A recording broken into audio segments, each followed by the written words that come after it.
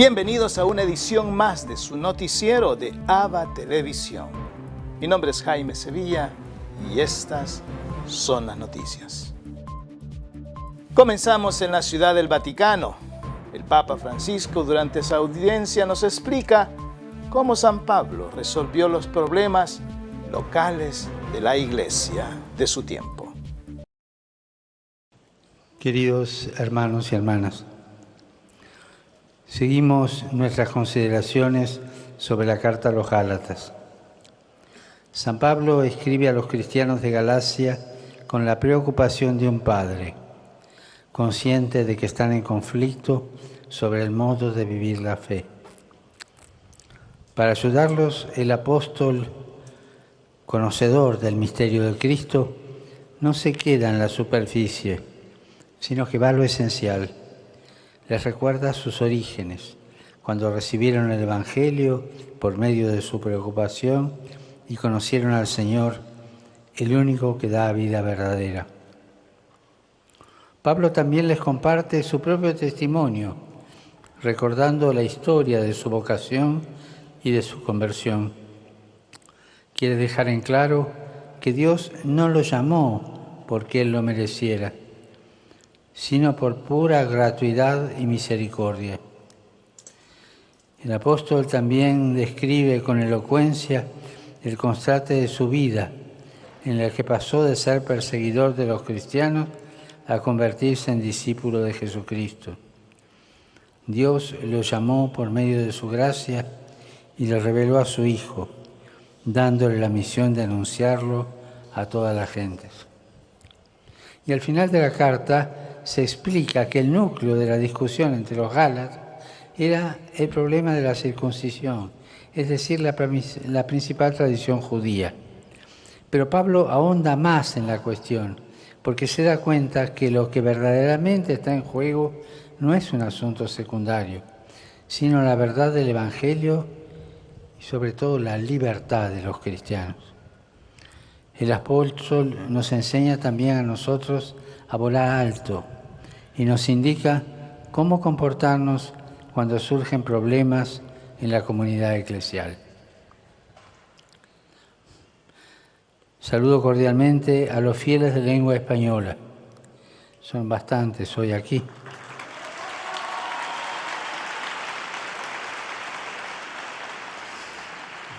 Saludo al arzobispo de Oviedo con sus seminaristas.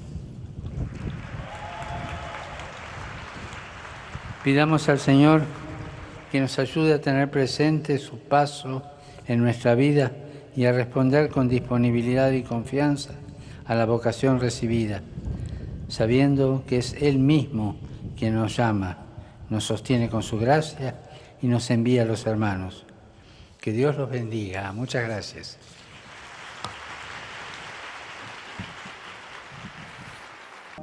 Dominus Vobiscum. Et cum spiritu tuo. Sit nomen Domini benedictum. Ex hoc nunc et usque in saecula. Aiutorium nostrum in nomine Domini. Qui fecit caelum et terra. Papa Francisco en la Ciudad del Vaticano durante su audiencia da las gracias a su chofer que se jubila en estos días ante cientos de peregrinos. La última audiencia general antes de las vacaciones de verano del Papa estuvo cargada de emoción.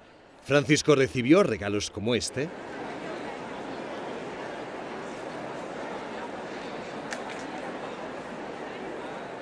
O este. En Italia ya no hay obligación de llevar la mascarilla al aire libre si se respeta la distancia de seguridad, aunque no todos cumplieron esta norma a causa del calor o de la emoción. Durante la audiencia general, el Papa reflexionó sobre cómo el encuentro personal con Dios hizo de San Pablo una persona libre. Por un lado, libre para afrontar los problemas sin temor a las represalias, y por otro, libre para aceptar su pasado. En la carta del apóstol a los Gálatas enumera sus pecados pasados para mostrar cómo Jesús le cambió la vida. Noi vediamo che Paolo è libero per annunciare il Vangelo e anche libero per confessare i peccati suoi. Io ero così. La verità che dà la libertà del cuore, la libertà di Dio. Al terminar la audiencia, el Papa quiso dar las gracias públicamente a un empleado del Vaticano que se jubila tras décadas trabajando para la Santa Sede. Lui ha cominciato a lavorare a 14 anni, veniva in bicicletta, oggi c'è l'autista del Papa. Ha fatto tutto questo. Un applauso a Renzo e alla sua fedeltà. Francisco extendió este agradecimiento a todos los laicos que trabajan en el Vaticano. Al despedirse de los peregrinos, pidió que aprovechen el descanso en verano para reforzar su relación con Dios. Hoy quiero invitarles a que compartan conmigo una reflexión del Evangelio del día. En el Evangelio de hoy, tomado del capítulo 8 siempre de San Mateo, tenemos la secuencia de los hechos de Jesús. Ahora el Señor desembarca a la otra orilla del lago. Y estando en esa otra orilla, salen al encuentro dos endemoniados que habían atormentado a estos hombres por mucho tiempo, de una forma feroz.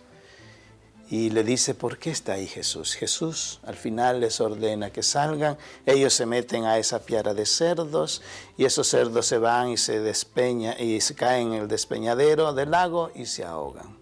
La gente sale al encuentro de Jesús, pero le dicen que se retire. Es triste esa acción. Muchas veces cuando a nosotros o cuando a algunas personas les pasa una tragedia en la vida, se le muere un hijo, un familiar cercano, dice, ¿dónde estaba Dios cuando yo lo necesitaba? Y en ocasiones queremos pedirle que se vaya de nuestras vidas.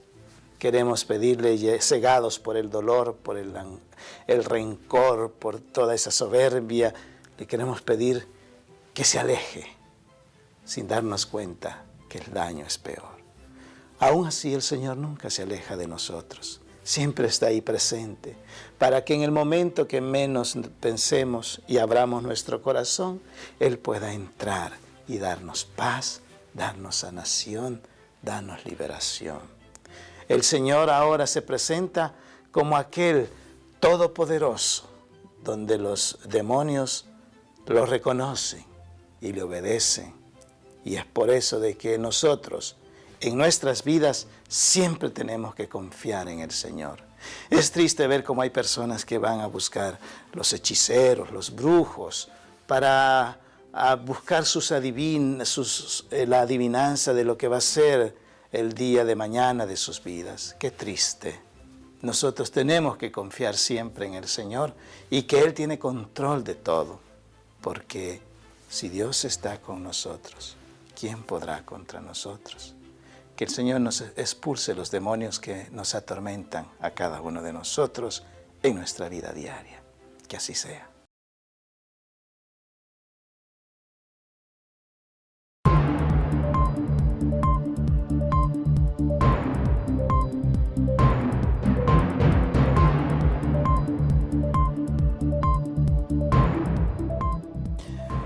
Estados Unidos reactiva discrecionalidad fiscal para definir las deportaciones de muchos migrantes.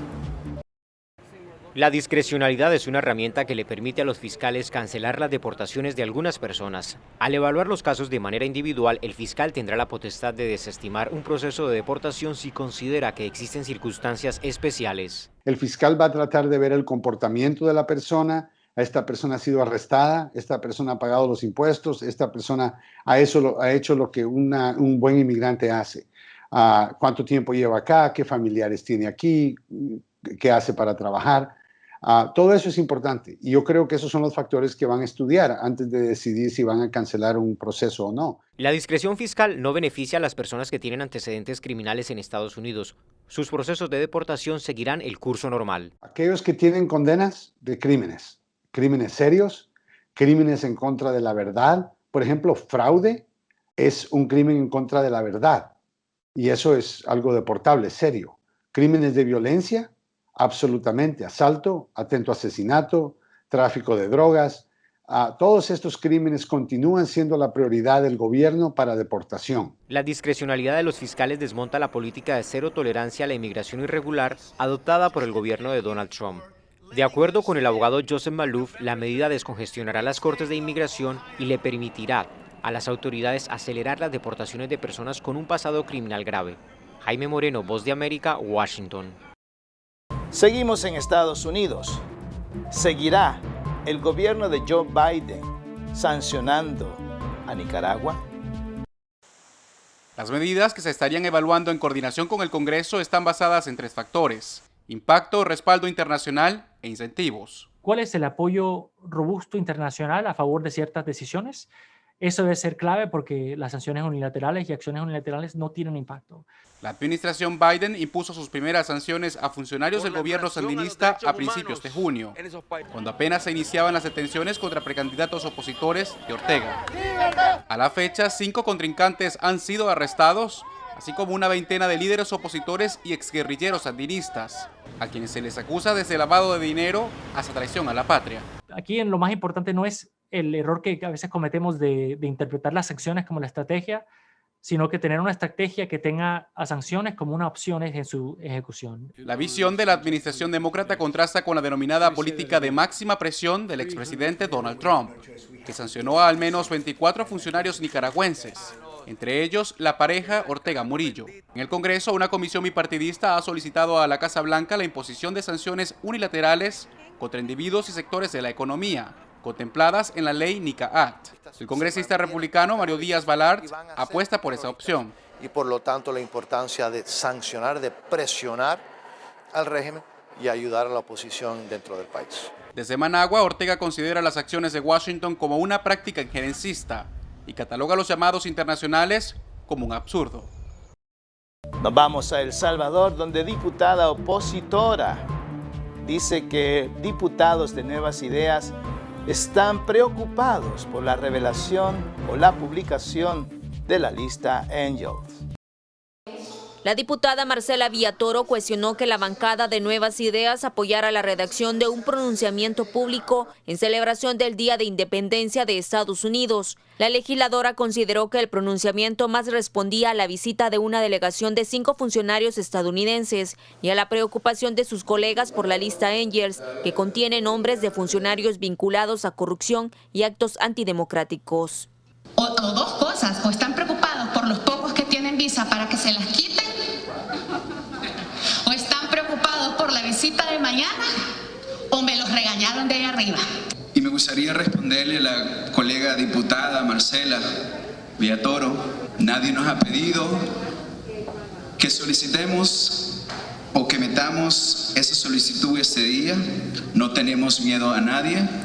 La parlamentaria interrumpió al diputado de Nuevas Ideas y exigió cumplir el artículo 82 del reglamento interior, el cual prohíbe que se dirijan entre ellos de forma personal.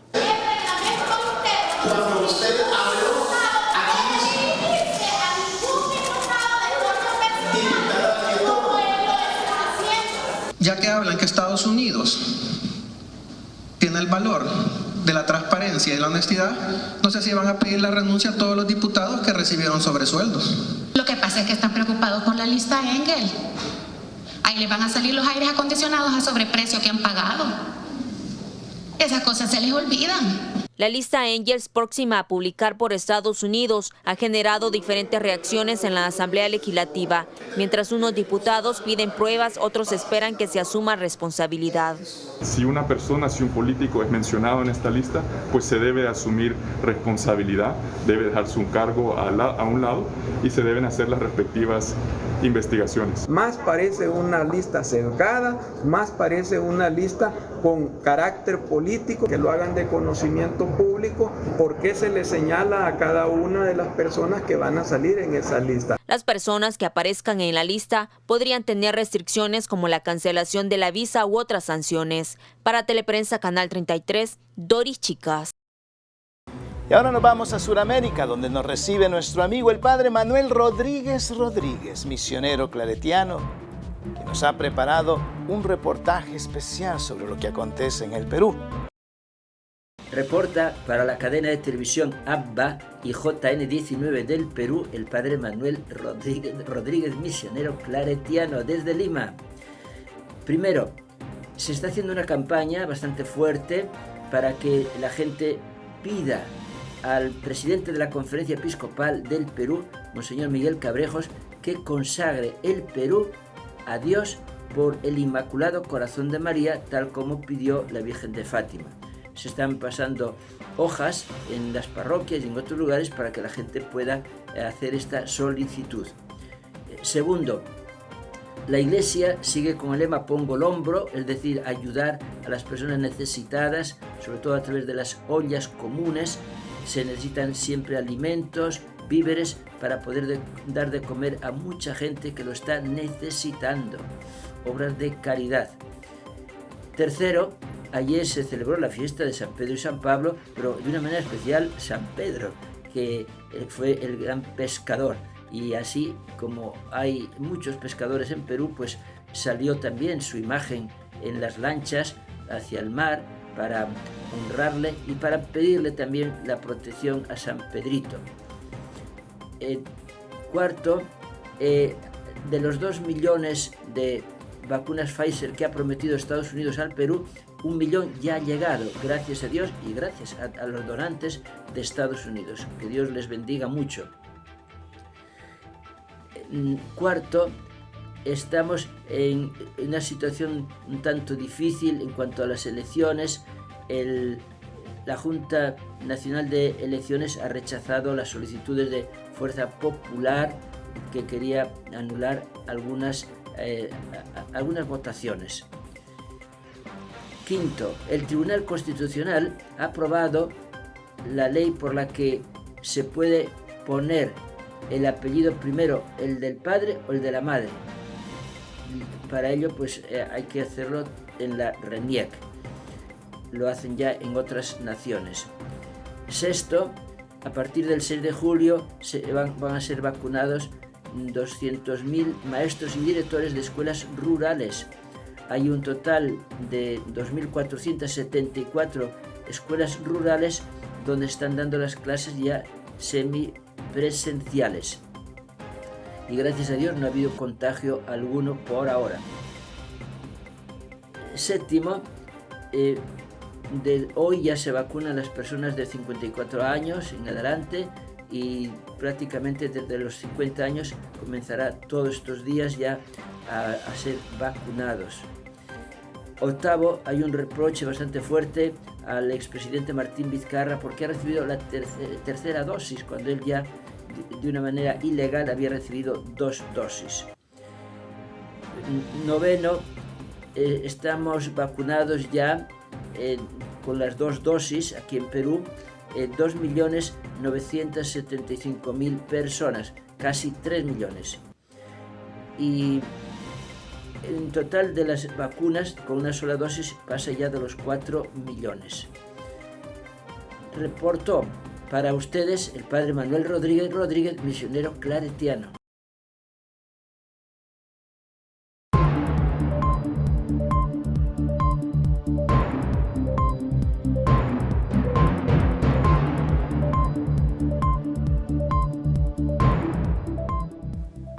Y hoy el Santoral de la Iglesia nos presenta el día de los protomártires o los primeros mártires de la Iglesia.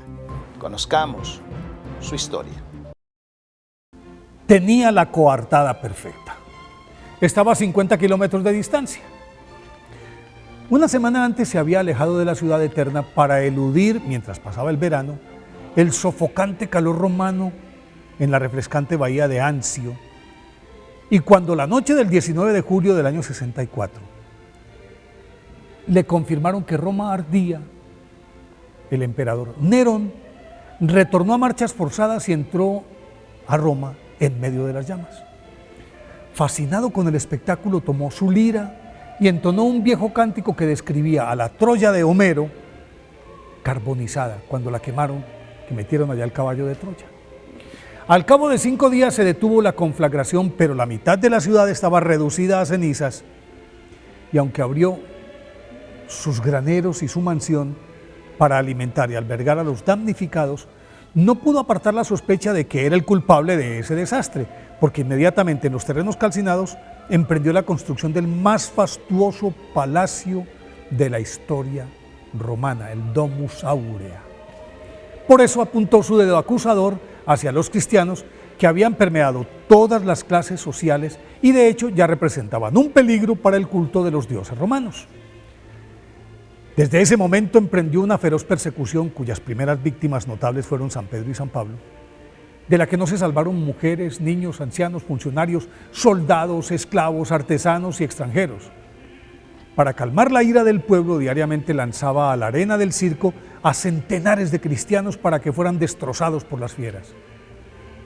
Envolvía a los condenados en pieles grasientas, es decir, mataban animales y dentro de esas pieles metían a los condenados y los dejaban expuestos a las jaurías de perros hambrientos que los devoraban en pocos minutos.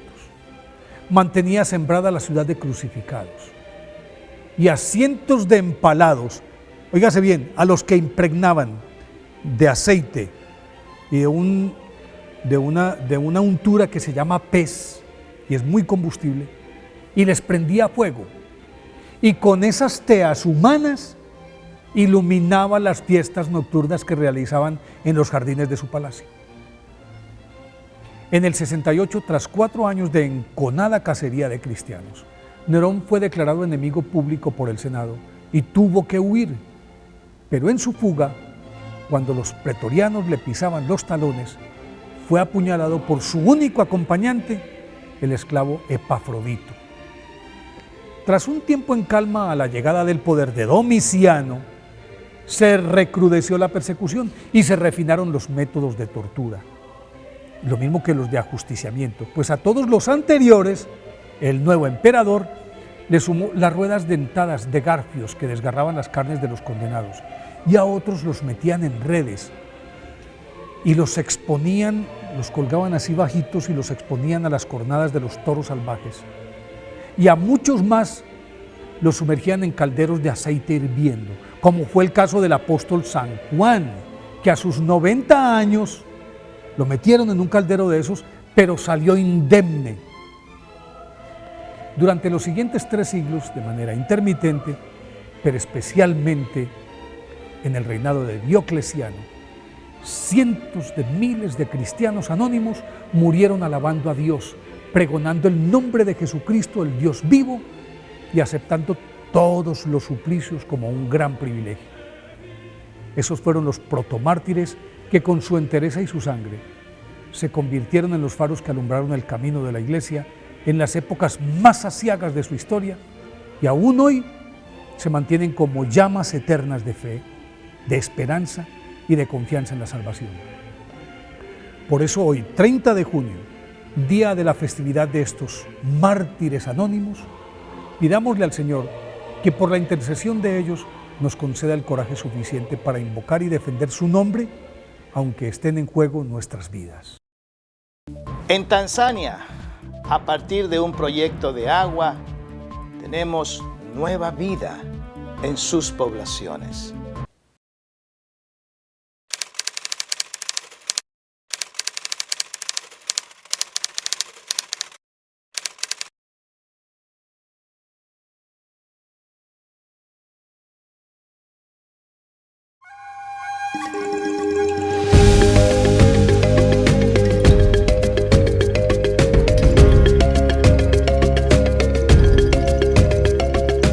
I'm Sister Viviana Bukamba, Doctors of Charity of St. Vincent de Paul. I've been in the congregation since 1980 and a missionary in Tanzania since 2011. I am working in the health center like administrator of the health center and the dream center.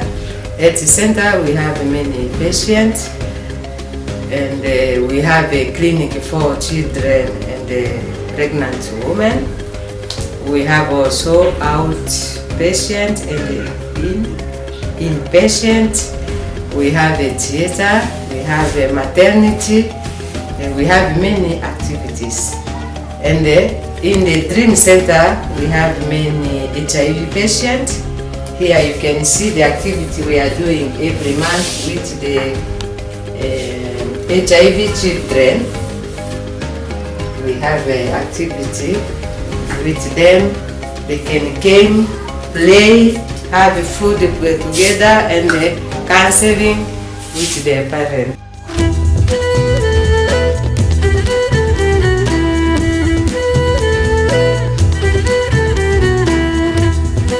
Compared to the past whereby they used to crowd, the tank where they used to fetch from was allowing one person to fetch water at a time, but the one which is improved now can allow up to 3 people fetching water in a small, within a short period of time. And also they tried to improve two holes which were not in use since early 2000s. Now the community do get water from the water pump which were installed and the others were repaired. We have 2 of them. And still in other areas within our ward, they still suffer from insufficient of water. They need to get something that can, they need to get tanks that can help them to store water, and also apart from tanks they need to improve their well since they use that water, and also the animal do drink water from that area, so they cannot get clean water for their health. I think if you support us much in those areas, the community will clear some of the waterborne and water-related diseases. Y así llegamos al final de una edición más de su noticiero de ABA Televisión. Gracias por estar con nosotros. Puedes sintonizarnos las 24 horas del día en el www.abatvn.com, en nuestras plataformas digitales de Roku TV y Amazon Fire, en nuestras cadenas semanas y por supuesto en nuestras redes sociales. Ahí nos vemos. Que Dios los bendiga.